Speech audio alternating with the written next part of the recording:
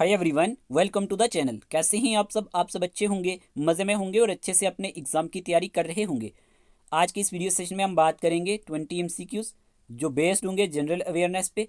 जेके PSI exam के लिए काफ़ी ज़्यादा इंपॉर्टेंट रहेंगे आपके। ठीक है, क्लास को लास्ट तक देखना है और आप 20 में से कितने क्वेश्चंस ठीक करेंगे वीडियो के एंड पे आपने ज़रूर बताना है।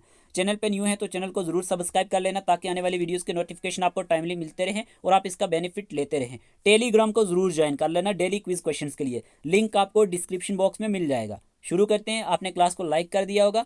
Okay, today our first question is which new tourist destinations are being developed in Jammu and Kashmir with World Bank assistance। Current affairs से क्वेश्चन लिया गया है, जे एंड के करंट अफेयर्स के रिलेटेड है। इस तरह के क्वेश्चन एग्जाम में बनते हैं, आपको सही आंसर चूज करना है। किसी न किसी एग्जाम में ये क्वेश्चन पूछा जाएगा। आप सबने आंसर चूज कर लिया होगा वीडियो को पॉज करके। इस क्वेश्चन का आंसर है all of the above. All of the above is the correct answer. देखिए, अगर हम बात करें ना इसके बारे में, कुछ इंपॉर्टेंट पॉइंट्स आपने याद रखने हैं। वर्ल्ड बैंक असिस्टेंस की बात करें तो ये सपोर्ट करेगा development of 4 new tourist destinations. कहाँ पे? जम्मू एंड कश्मीर में। क्लियर। लोकेशंस बहुत ज़्यादा इंपॉर्टेंट है एग्जाम के लिए। सबसे पहले भद्रवा की बात की जाए डोडा डिस्ट्रिक्ट में, बारादारी की बात की जाए रियासी डिस्ट्रिक्ट में, कुकरनाग की बात की जाए अनंतनाग में, दूध पथरी की बात की जाए बडगाम में। अब एग्जामिनर ना टूरिस्ट डेस्टिनेशन पे क्वेश्चन बनाता है तो हो सकता है यहाँ से क्वेश्चन पूछ ले। ठीक है, तो ये आप याद रखेंगे। यहाँ पे लोकेशन और डिस्ट्रिक्ट का नाम और जगह का नाम आपने ज़रूर याद रखना है। फोकस की बात की जाए तो इसका फोकस किस पे है? Infrastructure improvement for better accessibility and international tourism. इससे क्या होगा? बेटर एक्सेसिबिलिटी होगी और इंटरनेशनल टूरिज्म भी बढ़ेगा। इंपॉर्टेंट है, इस तरह के क्वेश्चंस एग्जाम में पूछे जाते हैं, इसलिए मैं बोल रहा हूं किसी ना किसी एग्जाम में ये क्वेश्चन आने के बहुत ज्यादा चांसेस है। सेकंड क्वेश्चन की बात करते हैं। क्वेश्चन में पूछा गया है which is the driest place in the world. बताएं ड्राइएस्ट प्लेस कौन सी है वर्ल्ड के अंदर। क्वेश्चन का आंसर है option number A, Atacama desert in South America. ठीक है, option number A is the correct answer. देखिए, अगर हम बात करें ना, यहाँ पे नोट लिखा गया है। नोट क्या है? ड्राइएस्ट प्लेस हमारे पास एटाकामा डेजर्ट चिली में है। इंपॉर्टेंट है, नोट करो। और वेटेस्ट प्लेस, जेकेएसएसबी ने 2 से 3 बार ये क्वेश्चन पूछ लिया है। वेटेस्ट प्लेस की बात करें तो मौसिन राम मेघालय में है, इंडिया में। तो ये दोनों पॉइंट आप अपनी नोटबुक पे नोट कर लेना। ठीक है, थर्ड क्वेश्चन की बात करते हैं। बहुत ही अच्छा क्वेश्चन है, इस तरह के क्वेश्चन जेकेएसएसबी बनाता है। अब क्वेश्चन में पूछा गया consider the following statements regarding the largest states in India by area. By area पूछा गया है। ठीक है, क्वेश्चन को समझना है। फर्स्ट स्टेटमेंट क्या दिया गया? Rajasthan is the largest state in India covering more than 10% of the country total area. ठीक है जी। सेकंड स्टेटमेंट दिया गया Madhya Pradesh is the third largest state in India by area. और थर्ड स्टेटमेंट दिया गया Maharashtra covers a larger area than Madhya Pradesh. आपसे पूछा गया है which of the statements given above is are correct. क्या आंसर रहेगा? Only first, first and second only, second and third only, first and third only. इस question का आंसर आप सब ने ध्यान से इसको रीड करके चूज कर लिया होगा। इस क्वेश्चन का आंसर है फर्स्ट ओनली। ठीक है, first only. Rajasthan is the largest state in India covering more than 10% of the total country area. देखें यहाँ पे क्या लिखा गया है। राजस्थान की बात की जाए मेरे प्यारे दोस्तों तो ये क्या है? लार्जेस्ट स्टेट है इंडिया में अगर हम बात करते हैं बाई एरिया। ठीक है, फिर हमारे पास एमपी आता है, मध्य प्रदेश सेकंड नंबर पे आता है। सेकंड लार्जेस्ट स्टेट हमारे पास बाई एरिया एमपी है। और फिर हमारे पास महाराष्ट्र आता है थर्ड लार्जेस्ट स्टेट, और फिर उत्तर प्रदेश। ठीक है, तो ये पॉइंट आप नोट करेंगे, इस तरह के क्वेश्चंस एग्जाम में पूछे जाते हैं। क्वेश्चन नंबर 4 की बात करते हैं। क्वेश्चन में पूछा गया consider the following statements regarding historical sites in India.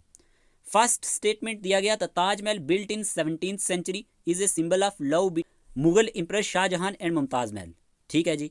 फिर आपसे सेकंड स्टेटमेंट दिया गया Hampi located in Karnataka showcases the ruins of the Vijayanagara kingdom with Dravidian architectural influence. ठीक है, फिर आपसे पूछा गया है the Ajanta caves dating back to 2nd century BC are known for their Hindu and Jain rock cut sculptures. Which of the statements given above is are correct. ध्यान से इस क्वेश्चन का आंसर चूज करना। क्या आंसर रहेगा? इस क्वेश्चन का आंसर भी आपने चूज किया होगा first and second only. First and second only इसका सही आंसर है।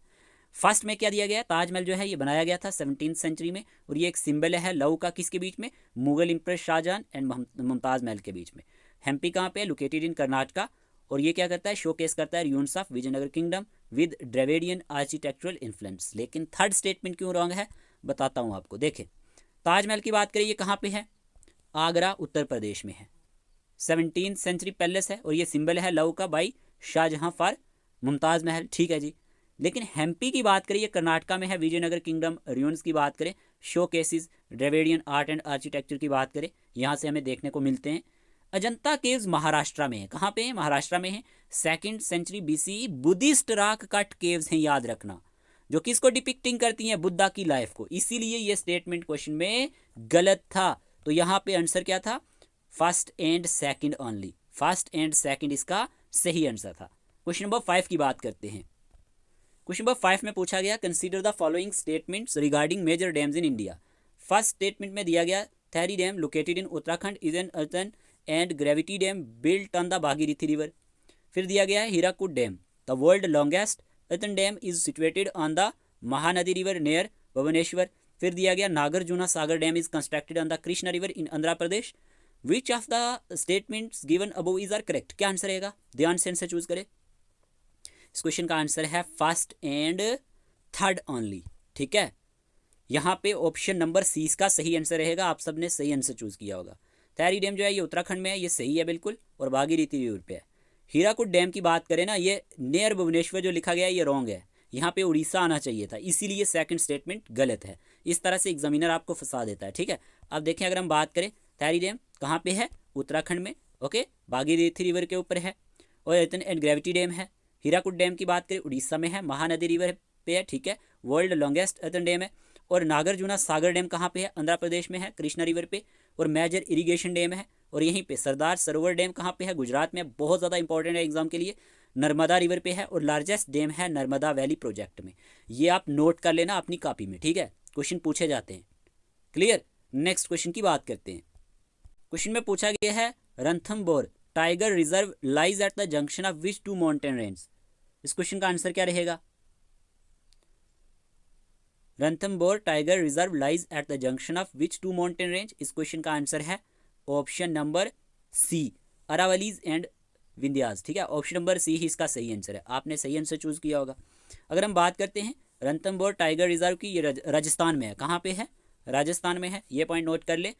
और ये जो माउंटेन रेंज की बात करें तो ये junction of Aravalli and Vindhya range के बीच में पड़ता है। तो इस तरह के क्वेश्चन भी कई बार एग्जाम में पूछे जाते हैं। इन्वायरमेंट से आपको क्वेश्चन पूछे जाएंगे, तो आपको थोड़ा सा ध्यान देना है। नेक्स्ट क्वेश्चन की बात करते हैं। क्वेश्चन में पूछा गया है, what is the proposed budget allocation for Jammu and Kashmir for the year 2025-2026। क्या आंसर रहेगा? जल्दी से आंसर चूज करें। इस क्वेश्चन का आंसर है ऑप्शन नंबर बी। याद रखना, option number B is the correct answer. फिर आपसे क्वेश्चन में पूछा गया है, where is the new regional meteorological centre announced by Jitendra Singh being established. क्या आंसर रहेगा?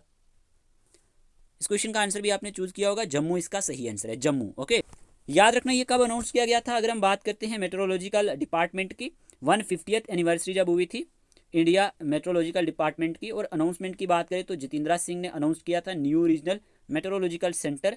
और लोकेशन की बात करें, centre to be established in Jammu, इसलिए ये इंपॉर्टेंट हो जाता है। ठीक है, क्वेश्चन नंबर 9 में पूछा गया है, what is the theme for national youth day 2025।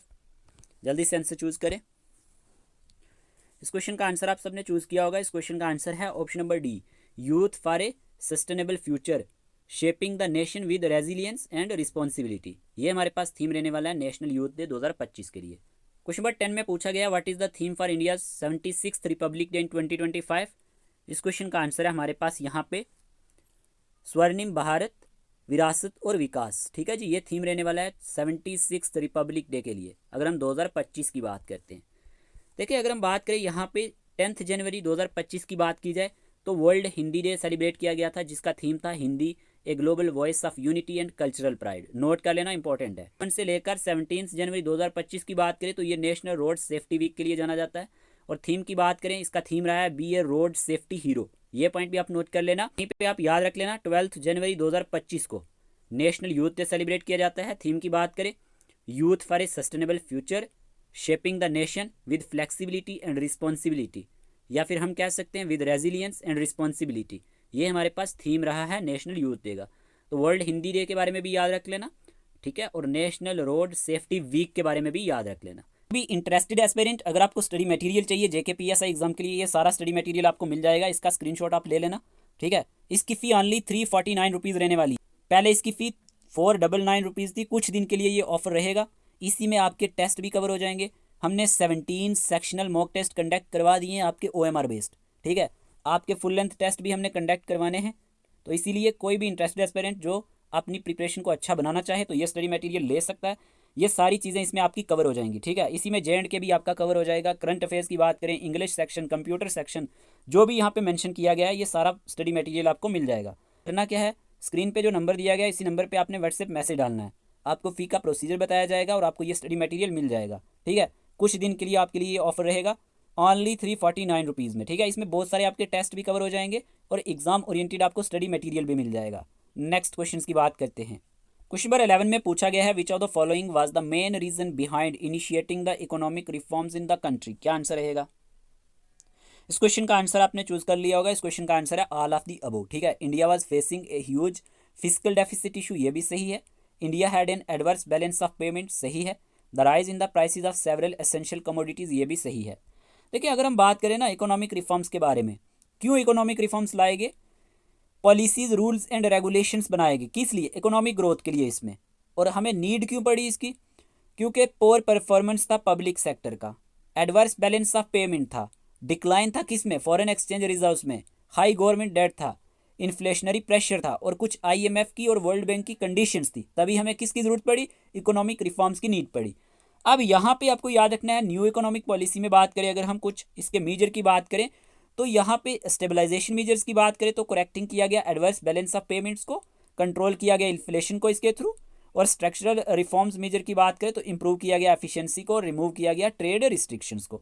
तो ये कुछ पॉइंट आप इसके बारे में नोट कर सकते हैं। अब क्वेश्चन में क्या पूछा गया था कि इनमें से कौन सा मेन रीज़न है इकोनॉमिक रिफॉर्म्स के लिए। अगर हम अपने कंट्री की बात करते हैं, यहाँ पे क्या था, इंडिया जो था ये फेस कर रहा था huge physical deficit issue. India में अगर हम बात करें इसका क्या था, एडवर्स बैलेंस ऑफ पेमेंट था, ठीक है, और राइज था prices of several essential commodity में। तो याद रख सकते हैं यही मेन रीज़न था behind initiating the economic reforms in the country. फिर आपसे क्वेश्चन में पूछा गया है match the following border lines with the region they separate, बताएं क्या आंसर रहेगा। McMahon line, Radcliffe line और दुरंत लाइन दिया गया और ऑप्शन सामने 3 दिए गए हैं, आपको जोड़ना है। देखिए अगर हम बात करें, आपने आंसर चूज कर लिया होगा, फर्स्ट का आएगा B, Tibet and north east India. Radcliffe की बात करें तो हमारे पास आएगा इंडिया एंड पाकिस्तान, और दुरंत लाइन की बात करें तो इंडिया एंड अफगानिस्तान। तो ऑप्शन नंबर ए ही इसका सही आंसर है, याद रखना, ठीक है। अब देखें, India shares land border with किसके साथ? ये अपनी लैंड बॉर्डर शेयर करता है भूटान, बांग्लादेश, चाइना, अफगानिस्तान, म्यांमार, नेपाल और पाकिस्तान के साथ। ये पूछा जाता है इंडिया किसके साथ लैंड बॉर्डर शेयर करता है? भूटान, बांग्लादेश, चाइना, अफगानिस्तान, म्यांमार, नेपाल और पाकिस्तान के साथ, ठीक है। मैकमोहन लाइन की बात करें, separates Tibet and north east India को ये सेपरेट करती है। रेड क्लिफ लाइन की बात करें तो ये डिवाइड्स करती है इंडिया एंड पाकिस्तान को। दुरंत लाइन की बात करें, सेपरेट करती है इंडिया एंड अफगानिस्तान को, ये आप याद रखेंगे। और लाइन ऑफ एक्चुअल कंट्रोल की बात करें, LAC की बात करें तो ये सेपरेट्स करती है, याद रखना, जम्मू एंड कश्मीर को फ्रॉम चाइना कंट्रोल टेरिटरी से, ठीक है। तो ये आप नोट करेंगे। और लाइन ऑफ कंट्रोल की बात करें LOC की, तो ये क्या है, एक मिलिट्री कंट्रोल लाइन है बिटवीन इंडिया एंड पाकिस्तान के बीच में। तो ये आप लाइन्स जो है ना ये पूछी जाती हैं कि कौन कौन सी बॉर्डर लाइन किसको सेपरेट करती है, तो आपने याद रखना है। और इंडिया किसके साथ शेयर करता है land border? Bhutan, Bangladesh, China, Afghanistan, Myanmar, Nepal और पाकिस्तान के साथ।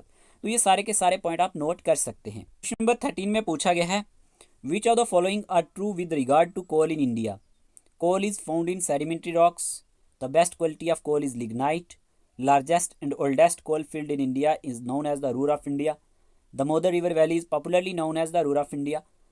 ऑप्शन आपको दिए गए हैं, क्या आंसर रहेगा? इस क्वेश्चन का आंसर आपने चूज किया होगा, coal is found in sedimentary rocks, ये सही है, ठीक है। और फोर्थ वाला स्टेटमेंट सही है, the Damodar river valley is popularly known as Ruhr of India, ये सही है। तो फर्स्ट एंड फोर्थ यानी कि ऑप्शन नंबर ए इसका सही आंसर है। बेस्ट क्वालिटी कोल एंथ्रासाइट माना जाता है, तो ये आपने याद रखना है, क्लियर। अब देखें यहाँ पे, अब कोल की अगर बात की जाए, टाइप्स ऑफ कोल और रैंक्स की बात करें, एंथ्रासाइट जो है ये हाईएस्ट कार्बन कंटेंट होता है इसमें और हाईएस्ट हीट एनर्जी होती है इसकी। बिटुमिनस की बात करें, मोस्ट कॉमनली यूज्ड होता है और high carbon and heat value होती है इसकी। सब बिटुमिनस की बात करें, लोअर कार्बन होता है इसमें और मॉडरेट हीट एनर्जी होती है इसकी। लिग्नाइट की बात करें तो लोवेस्ट कार्बन होता है इसमें और लीस्ट हीट एनर्जी होती है इसकी। तो ये आप याद रख सकते हैं टाइप्स ऑफ कोल और इसके रैंक को, ठीक है। एंथ्रासाइट में हाईएस्ट कार्बन कंटेंट होता है, तो आप ये याद रखेंगे, और बिटुमिनस मोस्ट कॉमनली यूज होता है, ठीक है। इस तरह के क्वेश्चन एग्जाम में बन जाते हैं, थोड़ा सा ध्यान देना। क्वेश्चन नंबर 14 में पूछा गया Madhubani a style of folk paintings is popular in which of the following states in India? क्या आंसर रहेगा? इस क्वेश्चन का आंसर है Bihar. Bihar is the correct answer, याद रखना। मधुबनी पेंटिंग की बात करें, folk art from Bihar, clear, also called Mithila painting, ये हमारे पास मिथिला पेंटिंग के नाम से भी जानी जाती है। और यहीं पे गोंड पेंटिंग की बात करें, ये tribal art from central India Gond community से बिलोंग करती हैं। कालीघाट पेंटिंग की बात करें, बंगाल फोक आर्ट है कलकत्ता से, काली टेम्पल एरिया से, ये इंपॉर्टेंट है। पट्टाचित्रा की बात करें, क्लॉथ बेस्ड पेंटिंग है उड़ीसा और वेस्ट बंगाल से। Scroll painting on fabric from Rajasthan. Rajput painting की बात करें तो royal art from Hindu feudal states. और केरला मुराल्स की बात करें तो ये ट्रेडिशनल वॉल पेंटिंग है केरला की। और मैसूर पेंटिंग की बात करें, ये मैथोलॉजिकल आर्ट है मैसूर कर्नाटका से। तो ये आप नोट कर सकते हैं पेंटिंग के बारे में, ठीक है। नेक्स्ट क्वेश्चन की बात करते हैं। क्वेश्चन में पूछा गया है, match the following titles with the personalities associated with them. बादशाह खान, फ्रंटियर गांधी, तो ये किसको कहा जाता है? फिर बापू और बंगाल केसरी। ऑप्शन आपके सामने दिए गए हैं, जोड़ना है। आपने आंसर चूज किया होगा बादशाह खान, फ्रंटियर गांधी, अब्दुल गफ्फार खान को कहा जाता है, पहले का सी। बापू मोहनदास करमचंद गांधी जी को कहा जाता है और बंगाल केसरी आशुतोष मुखर्जी को कहा जाता है। तो ऑप्शन नंबर ए ही इसका सही आंसर रहेगा, क्लियर। इस तरह के क्वेश्चन भी एग्जाम में बनते हैं। इस तरह के क्वेश्चन इजी ही होते हैं। कुछ पॉइंट्स याद रख लेना। महात्मा गांधी की बात करें, known as Bapu, father of nation. Sardar Vallabh Bhai Patel की बात करें, called the iron man of India. Rabindranath Tagore की बात करें, नाउन एज विश्व कवि, कवि गुरु एंड गुरुदेव के नाम से जाने जाते हैं। इंदिरा गांधी की बात करें, called the iron lady of India. और यहीं पे अगर हम बात करें जवाहरलाल नेहरू की, known as Chacha and Pandit ji. Salim Ali की बात करें तो called the bird man of India. Sarojini Naidu की बात करें तो known as the nightingale of India. Lata Mangeshkar की बात करें तो कॉल्ड सवर कोकिला। तो ये कुछ पॉइंट्स है ना, ये भी आप एक्स्ट्रा इसके बारे में याद रख सकते हैं। Okay, let's move on to the next question. Question में पूछा गया है, which city is known as the orange city of India? क्या आंसर रहेगा? इस क्वेश्चन का आंसर आपने चूज किया होगा नागपुर, इसका सही आंसर है। ओके, अब कुछ पॉइंट्स याद रख लेना। नागपुर जो है ये ऑरेंज सिटी ऑफ इंडिया के नाम से जाना जाता है, पहला पॉइंट। फिर आप याद रखेंगे, Nagpur is the orange city of India, a major trade centre for orange. It is the winter capital of Maharashtra. ये क्या है? विंटर कैपिटल महाराष्ट्र की। Nagpur is the third largest city in Maharashtra, ये पॉइंट आप नोट कर सकते हैं। It is the largest and most populated city in the central India. और ये किस नाम से जाना जाता है? Known as heart of India के नाम से भी ये जाना जाता है, ठीक है, due to its central location. A major commercial and political centre of the Vidarbha region, ये क्या माना जाता है? एक मेजर कमर्शियल और पॉलिटिकल सेंटर। और home to the zero mile marker, ये किसका होम है? जीरो माइल मार्कर का, यानी कि इंडिकेटिंग किया जाता है यहाँ से किसको? Geographical centre of India. जितने भी पॉइंट्स मैंने इस स्लाइड में आपको बताए हैं, ये सारे के सारे एग्जाम पॉइंट ऑफ व्यू से काफ़ी ज़्यादा इंपॉर्टेंट है, ठीक है। जैसे कि ये हार्ट ऑफ इंडिया के नाम से जाना जाता है, होम है किसका? जीरो माइल मार्कर का। इस तरह के क्वेश्चन एग्जाम में पूछे जाते हैं। क्वेश्चन नंबर 17 में पूछा गया है, as per the census 2011 what is the population density of India person per square kilometre? क्या आंसर रहेगा? इजी क्वेश्चन है, आपने कई बार पढ़ा है। इस क्वेश्चन का आंसर है 382। ऑप्शन नंबर डी इसका सही आंसर है। देखिए, अगर हम बात करें यहाँ पे कुछ इंपॉर्टेंट पॉइंट्स के बारे में, सेंसस ऑफ इंडिया की बात करें, फर्स्ट सेंसस की बात करें 1872 में कंडक्ट किया गया था, initiated under the British viceroy lord Mayo, ठीक है, इंपॉर्टेंट है।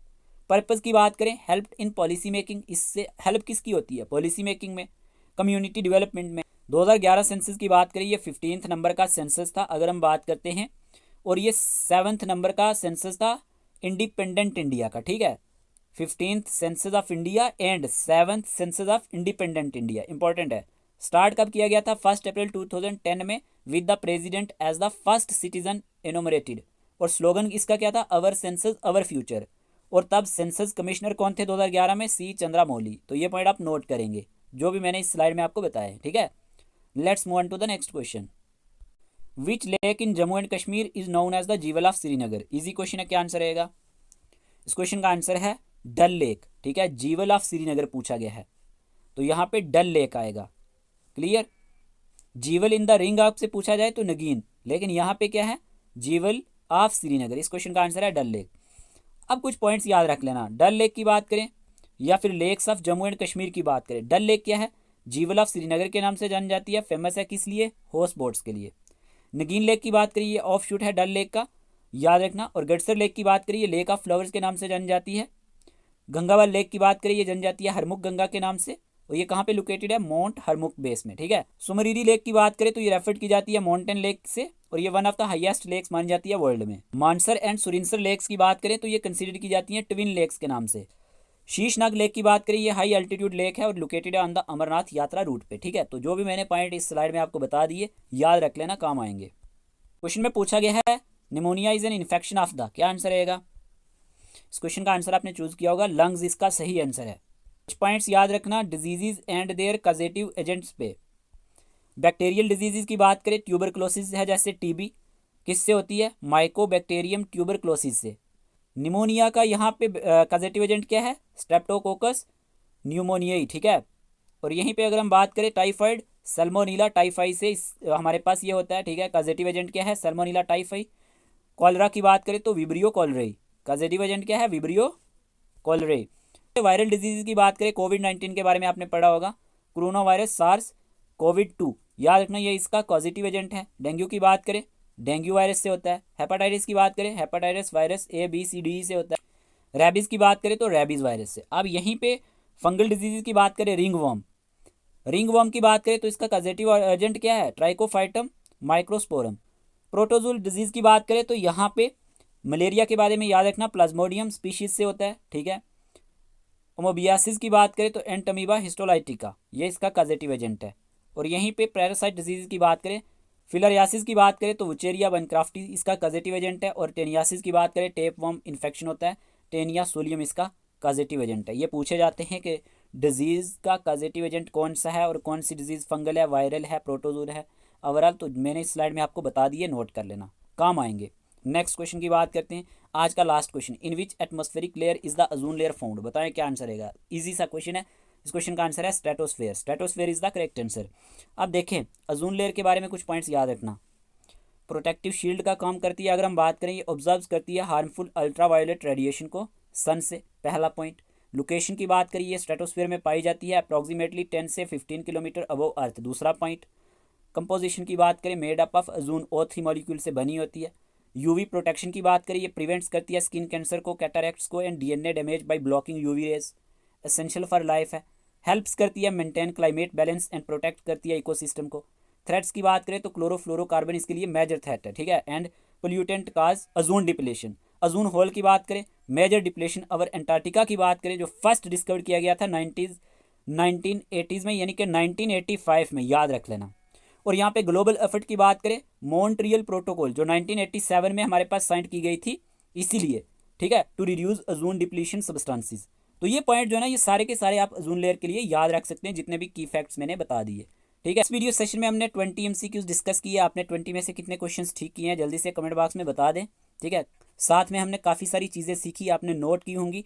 ये आप 20 क्वेश्चन नहीं माने, ये आप लगभग 50 से 70 MCQs समझे, क्योंकि हमने साथ में बहुत सारी चीज़ें डिस्कस की हैं जो एग्जाम ओरिएंटेड है, ठीक है ना।